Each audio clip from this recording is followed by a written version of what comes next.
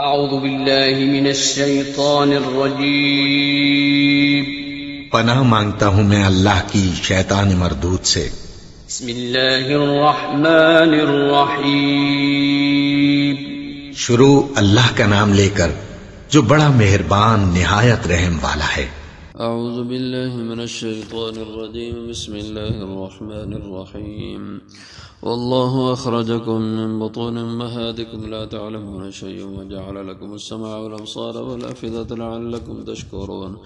الم يروا الى الطیر مسخرات فی جو السماء ما يمسكهن الا اللہ ان فی ذلك لآیات لقوم یؤمنون واللہ جعل لکم من بیوتکم سکنا وجعل لكم من جلود الأنعام بيوتا تستخفونها يوم ظعنكم ويوم إقامتكم ومن أصوافها وأوبارها وأشعارها أثاثا ومتاعا إلى حين والله جعل لكم مما خلق ظلالا وجعل لكم من الجبال أكنانا وجعل لكم سرابيل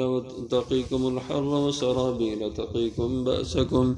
كذلك يتم نعمته عليكم لعلكم تسلمون فإن تولوا فإنما عليك البلاغ المبين يعرفون نعمة الله ثم ينكرونها وأكثرهم الكافرون واللہ اخرجکم اور اللہ نے تمہیں نکالا من بطون امہاتکم تمہاری ماؤں کے پیٹوں سے لا تعلمون شیئا تم نہیں جانتے تھے کچھ بھی وجعل لکم السمع اور بنائے تمہارے لیے کان والابصار اور آنکھیں والافئدۃ اور دل لعلکم تشکرون تاکہ تم شکر ادا کرو الم یرو کیا یہ لوگ دیکھتے نہیں الی الطیر پرندوں کی طرف مسخرات جو مسخر ہیں فی جو السماء آسمان کی فضا میں ما یمسکہن الا اللہ نہیں روک کے رکھا ہے انہیں الا اللہ مگر اللہ کی ذات نے ان فی ذلک الآیات بے شک اس میں البتہ نشانیاں ہیں لقوم یؤمنون ایسے لوگوں کے لیے جو ایمان رکھتے ہیں واللہ جعل لکم اور اللہ نے بنائے تمہارے لیے من بیوتکم تمہارے گھروں سے سکنا سکونت کی جگہ ٹھہرنے کی جگہ وجعل لکم اور بنائے تمہارے لیے من جلود الانعام چوپاؤں کے چمڑوں سے بیوتن گھر تستخفون جنہیں تم ہلکا پاتے ہو یوم ظعنکم تمہارے کوچ کرنے کے دن و یوم اقامتکم اور تمہارے ٹھہرنے کے دن ومن اصوافها اور ان چوپاؤں کے اون سے و اوبارها اور ان کی پشم سے و اشعارها اور ان کے بالوں سے اساسا تم سامان گھر کا بناتے ہو ومتاعا اور بھی نفع کی چیزیں الی حین ایک وقت تک کے لیے واللہ جعل لکم اور اللہ نے بنائے تمہارے لیے مما خلق ظلالا ان چیزوں میں سے جو اس نے پیدا کی ظلالا ان کے سائے وجعل لکم اور بنائے تمہارے لیے من الجبال پہاڑوں میں اکنانا چھپنے کی جگہ وجعل لکم اور بنائی تمہارے لیے سرابیلا قمیصیں کرتے تقیکم الحر جو تمہیں بچاتے ہیں گرمی سے وہ سرابیل اور ایسے کرتے تقیکم بأسکم جو تمہیں بچاتے ہیں تمہاری لڑائی کے دن کذالک یتم نعمتہ اسی طرح پورا کرتے ہیں اللہ تعالیٰ اپنی نعمت کو علیکم تم پہ لعلکم تسلمون تاکہ تم فرما بردار ہو جاؤ فإن تولوا پھر اگر یہ لوگ منہ پھیریں فإنما علیک البلاغ المبین تو بے شک آپ کے ذمہ ہے پہنچا دینا واضح یعرفون نعمت اللہ پہچانتے ہیں اللہ کی نعمت کو ثم ینکرون پھر انجانے ہو جاتے ہیں وَأَكْثَرُهُمُ الْكَافِرُونَ اور اکثر ان لوگوں کے ناشکرے ہیں۔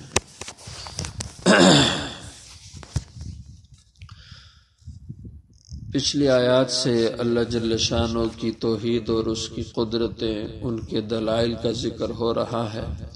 تو اسی طرح اب یہاں مزید اللہ کی توحید کے دلائل کا بیان ہے۔ فرمایا کہ واللہ اخرجکم من بطون امہاتکم، کہ اللہ ہی تو وہ ذات ہے جس نے تمہیں نکالا، تمہیں پیدا کیا، من بطون امہاتکم، تمہاری ماؤں کے پیٹوں سے، بطون بطن کی جمع، امہات ام کی جمع ہے، تمہاری ماؤں کے پیٹوں سے تمہیں نکالا۔ انسان کی تخلیق اللہ نے ایسی رکھی کہ ماں کے رحم میں نطفہ تخلیق پاتا ہے اور پھر انسانی شکل بنتی ہے، اور پھر یہ انسان ایک وقت آتا ہے دنیا میں اپنی ماں کے پیٹ سے نکل آتا ہے، اور جب دنیا میں آتا ہے تو اس کی کیفیت یہ ہوتی ہے لا تعلمون شیئا، کہ تم نہیں جانتے ہوتے کچھ بھی۔ جب بچہ پیدا ہوتا ہے اس کے پاس کوئی علوم نہیں ہوتے، لیکن اس کے باوجود اللہ اپنی قدرت سے اس بچے کے دل میں اپنی ضرورت پوری کرنے کی سوچ پیدا کرتے ہیں اور اس کو رہنمائی دیتے ہیں۔ بچہ پیدا ہوتے ہی دودھ کے لیے چیختا ہے، روتا ہے، اور پھر وہ اپنی ماں کے جسم کے ساتھ اپنا منہ لگاتا ہے اور وہ ڈھونڈ رہا ہوتا ہے اپنی خوراک، اپنی غذا ڈھونڈ رہا ہوتا ہے، اور پھر ڈھونڈتے ڈھونڈتے وہ اپنی ماں کے سینے سے منہ لگا لیتا ہے، اور پھر وہ اپنی ماں کے سینے سے منہ لگا کے دودھ کو چوستا ہے۔ یہ اس کے دل میں کس نے بات ڈالی کہ تو نے اس کو چوسنا ہے اور چوس کے اپنی غذا حاصل کرنا ہے؟ یہ اللہ نے اپنی قدرت سے اس کو بات یہ سجھائی، اس کے دل میں ڈالی، جبکہ انسان کچھ نہیں جانتا تھا۔ اللہ نے اس کو اپنی غذا ضروریات کو پورا کرنے کی سوجھ بوجھ عطا کی، اور اس کو اس قدر اللہ نے بچپن میں علم دے دیا کہ تو نے اپنی غذا کیسے حاصل کرنا ہے۔ وَجَعَلَ لَكُمُ السَّمْعَ، اور بنائے اللہ نے تمہارے لیے کان بنائے، تمہیں اللہ نے کان دیے سننے کو، وَالْأَبْصَارَ، بصر کی جمع ہے، آنکھیں دی دیکھنے کو، والافئدہ، فؤاد کی جمع ہے، تمہیں دل دیے غور کرنے کے لیے، سمجھنے کے لیے۔ تو یہ اعضاء اور آلات علم کے اللہ نے تمہیں دیے، تو مراد اس سے کہ علم کے آلات ہیں، کہ علم کے ذرائع ہیں، کہ اللہ نے تمہیں پھر جب تم دنیا میں آئے کچھ نہیں جانتے تھے، اللہ نے پھر آہستہ آہستہ تمہیں علوم سے نوازا، اور علوم عطا کرنے کے ذرائع اور آلات تمہیں عطا کیے، جو کان ہیں سن کے ان سے علوم انسان حاصل کرتا ہے، آنکھیں ہیں دیکھ کے مشاہدے سے بہت سی چیزوں کا علم حاصل کرتا ہے، اور دل انسان بہت ساری چیزوں کو سوچ ان پہ غور کر کے بہت سے علوم حاصل کرتا ہے۔ لعلکم تشکرون، تاکہ تم اللہ کی نعمتوں کے پانے کے بعد اس رب کا شکر ادا کرو، اور اس شکر کا حقیقی جو مظہر ہے وہ اس کی عبادت ہے، نماز ہے، اور لیکن انسان اکثر طور پر اللہ کی نعمتوں کا ناشکرا ہوتا ہے۔ وَأَكْثَرُهُمُ الْكَافِرُونَ، جیسے آخر میں اللہ نے فرمایا اکثریت ناشکروں کی ہوتی ہے۔ وَقَلِيلٌ مِّنْ عِبَادِيَ الشَّكُورُ، فرمایا میرے بندے تھوڑے شکر گزار ہیں۔ أَلَمْ يَرَوْا إِلَى الطَّيْرِ، کیا یہ لوگ نہیں دیکھتے پرندوں کی طرف؟ اللہ کی اور قدرت دیکھو، پہلے انسان کی اپنی ذات، اپنے وجود میں اللہ کی توحید کے دلائل، اب اور مخلوقات میں۔ فرمایا یہ پرندے نہیں تم دیکھتے؟ مسخرات فی جو السماء، جو مسخر ہیں آسمان کی فضا میں، یعنی زمین و آسمان کے درمیان جو خلا ہے اس میں یہ پرندے معلق رہتے ہیں۔ نہ تو نیچے کوئی ستون اور سہارا ہوتا ہے جس پہ پرندے ہوں، نہ اوپر کی طرف سے کوئی ایسی چیز ہوتی ہے جس سے کے ساتھ وہ باندھے جاتے ہوں۔ اللہ اپنی قدرت سے ان کو فضا میں یوں اڑاتا رہتا ہے، اور اپنے پروں کی مدد سے وہ فضا میں معلق رہتے ہیں، اور پرندے کتنی دیر تک فضا میں اڑتے رہتے ہیں، بہت بلندی تک جاتے ہیں۔ امام سدی رحم اللہ نے لکھا 12 میل تک پرندہ بلندی میں جا کے اڑ سکتا ہے، اس سے اوپر نہیں جا سکتا۔ 12 میل تک اس کی پرواز ہوتی ہے، اور بعض پرندے 12 گھنٹے، 10 گھنٹے، 24 گھنٹے فضا میں اڑتے رہتے ہیں۔ یہ اللہ اپنی قدرت سے ان کو اتنی طاقت دیتے ہیں کہ 24 گھنٹے، بلکہ ایک پرندے کے بارے میں کچھ محققین نے تحقیق کر کے بتلایا کہ کچھ پرندے ایسے ہیں جو ہمیشہ اڑتے رہتے ہیں، اپنی زندگی بھر وہ فضا میں گزارتے ہیں۔ عجب اللہ کی شان ہے۔ کچھ عرصہ پہلے میں نے ایک پرندے کے بارے میں پڑھا، اب نام اس کا میرے ذہن سے نکل گیا، کہ اس پرندے کی اللہ نے تخلیق ہی ایسے فرمائی ہے کہ وہ فضا میں ہی رہتا ہے، اور فضا میں ہی سوتا بھی، فضا میں اڑتے اڑتے سوتا ہے۔ اللہ کی کمال قدرت ہے کہ اڑ رہا ہے اور سویا ہوا ہے، اور فضا میں اس کی زندگی کا اکثر حصہ فضا میں ہی گزرتا ہے۔ تو یہ اللہ کی شان ہے۔ مسخرات فی جو السماء، یہ لوگ پرندوں کو نہیں دیکھتے جو مسخر ہیں آسمان کی فضا میں، ما یمسکہن الا اللہ، نہیں روکے ہوئے انہیں کوئی بھی الا اللہ، مگر اللہ کی ذات، اللہ کے سوا انہیں کوئی روک نہیں سکتا، اس کی قدرت سے رکے رہتے ہیں۔ ان فی ذلک لآیات، بے شک اس میں البتہ نشانیاں ہیں، لقوم یؤمنون، ایمان رکھنے والے لوگوں کے لیے، جو ایمان و یقین کی دولت سے مالا مال ہیں، ان کے لیے اللہ نے اس میں بہت سی نشانیاں رکھی ہیں۔ اور اسی طرح اللہ کی قدرتیں، واللہ جعل لکم من بیوتکم سکنا، اور اللہ نے بنائے تمہارے گھر سکنا، تمہاری سکونت کی جگہ۔ انسان کے لیے اللہ نے گھر کو سکون کی جگہ بنایا، لیکن یہ سکون گھر میں تب ملتا ہے جب گھر میں دین کا ماحول ہو، اور جب دین کا ماحول گھر میں ہوگا، اہل خانہ کے دلوں میں الفت محبتیں ہوں گی، الفت محبتیں ہوں گی تو گھر سکون کی جگہ بنے گا۔ اگر دین نہیں، الفت محبتیں نہیں ہیں، آداب ایک دوسرے کے آداب کا علم نہیں، اس کی واقفیت نہیں، اختلاف ہوگا، بے ادبی ہوگی، تو وہی گھر ہے، لیکن گھر سکونت کا نہیں ہے، سکون والا نہیں ہے، بس محض ایک گھر ہے۔ تو اللہ نے گھر بنائے سکنا، تمہارے سکون کے لیے، تمہارے ٹھہرنے کی جگہ۔ وَجَعَلَ لَكُم مِّن جُلُودِ الْأَنْعَامِ، اور اس کی قدرت بنائے اس نے تمہارے لیے جلود، جلد کی جمع چمڑے کو کہا جاتا ہے، انعام چوپائے، مال مویشی جن کو ہم کہتے ہیں، یعنی گھروں میں جو پالے جانے والے جانور ہیں، تو چوپاؤں کے چمڑوں سے اللہ تمہارے لیے اللہ نے بیوتا، بیت کی جمع گھر بنائے۔ یہ عرب کے لحاظ سے اللہ نے یہ بات بتلائی۔ اس زمانے میں جب قرآن نازل ہو رہا تھا تو عرب کے لوگ یہ خانہ بدوشی کو پسند کرتے تھے، یہ سفر کرتے گھومتے رہتے تھے ادھر ادھر، اور کئی ایسے بھی قبائل تھے جن کی ساری زندگی خانہ بدوشی کی ہوتی تھی، کہ وہ ان کا ذریعہ یہی تھا کہ وہ سفر میں رہتے تھے، جہاں پانی اور سایہ یا سبزہ دیکھا وہاں ڈیرا لگا لیا، پھر کچھ عرصے کے بعد وہاں سے اٹھے۔ تو یہ سفر میں یہ لوگ خیمے ساتھ رکھتے تھے، اور کئی لوگوں کی ساری زندگی خیموں میں گزر جاتی تھی، خیمہ ہی ان کا گھر ہوتا تھا، اور وہ خیمے چمڑے کے بناتے تھے۔ آج کے دور میں تو یہ کپڑے سے اور مختلف چیزوں سے، پیراشوٹ سے، پلسٹر سے،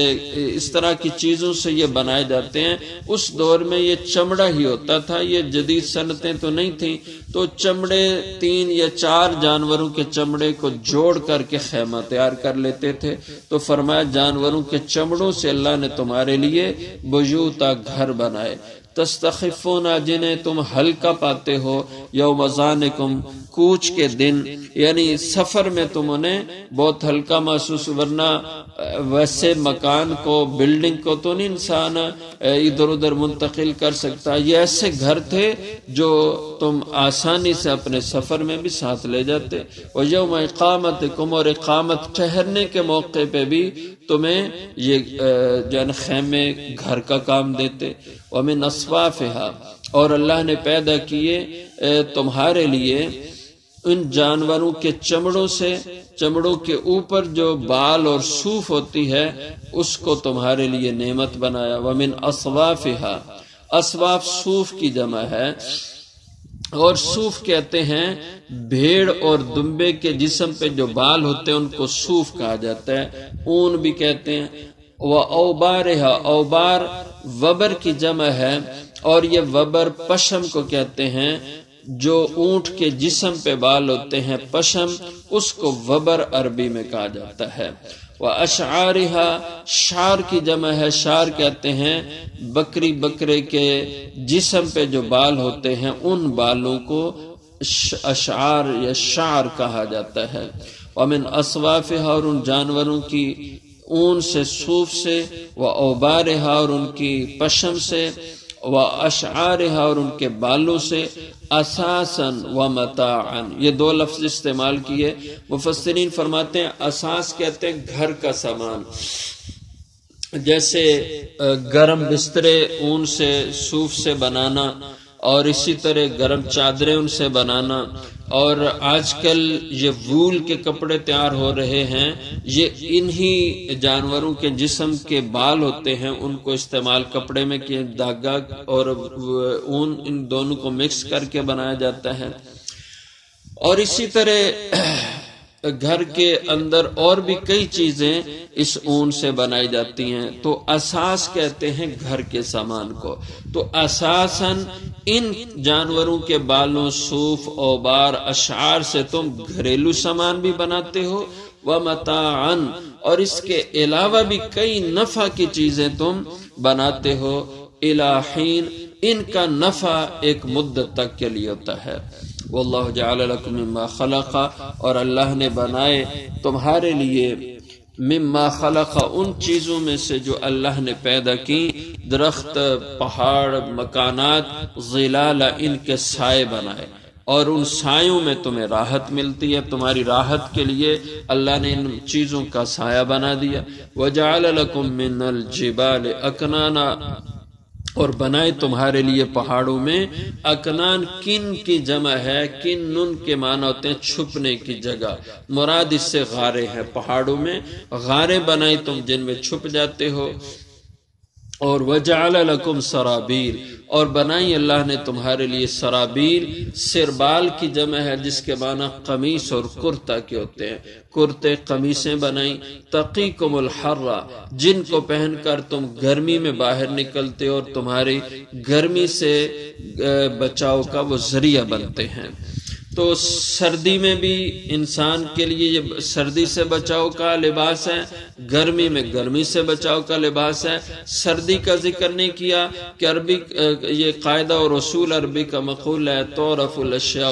بازدادها، ضد سے دوسری چیز کو پہچان لیا جاتا ہے۔ تو گرمی کا ذکر آیا تو سردی خود بخود اس کا ذکر آ گیا۔ اور دوسری وجہ صرف گرمی کا ذکر کرنے کی کہ عرب کا موسم ہوتا ہی گرم تھا، سردی ہوتی نہیں تھی، اسی نسبت سے اللہ نے یہ کہا کہ تمہیں گرمی سے بچاتی ہیں وہ سرابیل۔ وَسَرَابِيلَ تَقِيكُمْ، اور ایسی قمیصیں، ایسے کرتے،